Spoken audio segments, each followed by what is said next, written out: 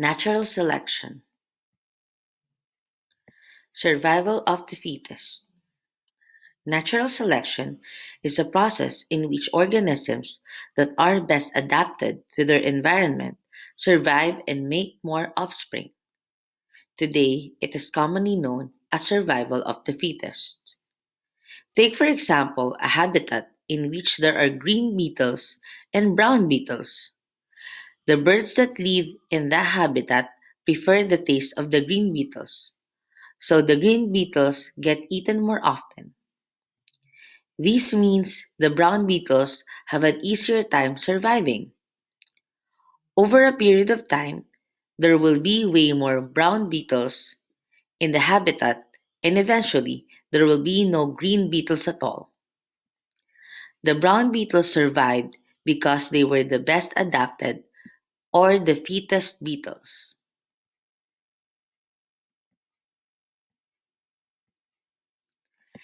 Imagine a habitat with both long-necked and short-necked giraffe.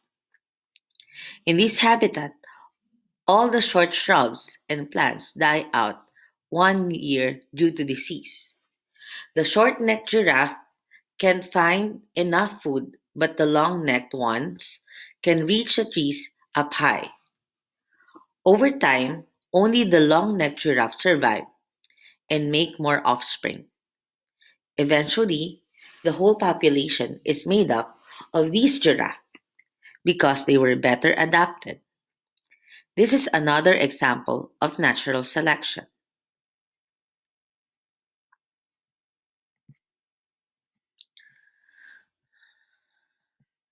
Darwin's research.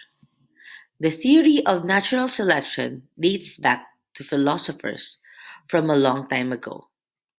It is English naturalist Charles Darwin, however, who is credited with coming up with the theory of natural selection.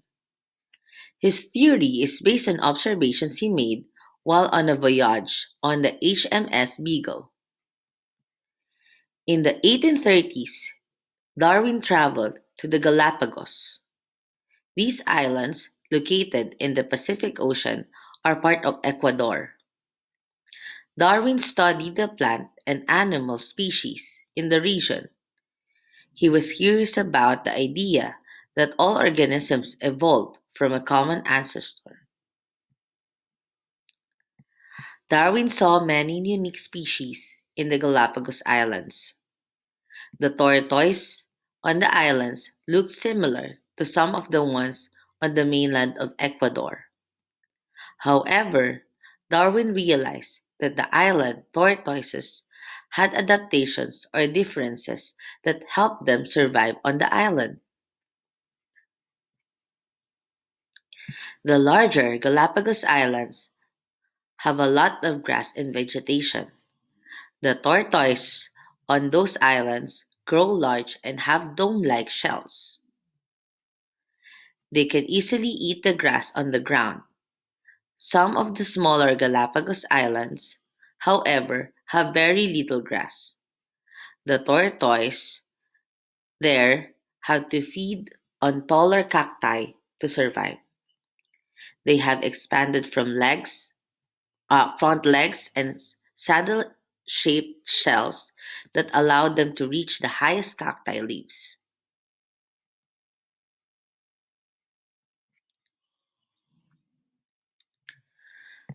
To Darwin, it seemed as if these creatures were specially equipped to survive within their unique environments. Some of the variations and differences may have just been the result of random mutations. However, Darwin guessed that something else was going on. Darwin proposed that nature selects organisms with the most favorable traits. Nature can be harsh. Things like freezing temperatures, extreme heat, and vicious predators make survival difficult. Organisms with traits that let them survive these factors get to live on and make more of themselves. In this way, nature sort of chooses which organisms survive and reproduce and which do not.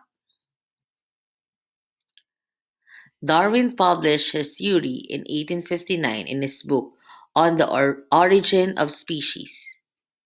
It talked about the idea that all species have heritable traits that can be passed on from parent to child. These are lots of differences within a species in those traits. These differences are called genetic variation. Natural selection then acts on these different traits over time and causes the fittest ones to survive and be passed on. Evidences of natural selection. Since Darwin suggested his idea of natural selection, the process has been studied extensively both in nature and in the science lab. For example, in England, there are both light and dark varieties of peppered moth. During the Industrial Revolution, tons of factories were built in the area. Many of the trees became blackened by the soot from the factories. Darker peppered moths had an advantage in hiding from predators in these darker trees. Their dark colored wings offered better camouflage with a higher rate of survival. These moths were better able to reproduce. In just 50 years, nearly all the moths in the area were dark colored. Then again, when the Clean Air Act was introduced in 1956, the amount of soot from factory decreased. The dark moths became rarer once more. This example shows the influence of natural selection on species evolution.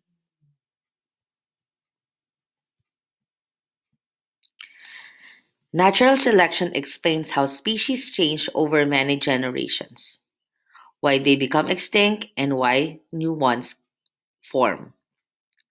Through this example, ongoing process, nature is able to produce the complex and beautiful creatures we have on Earth today.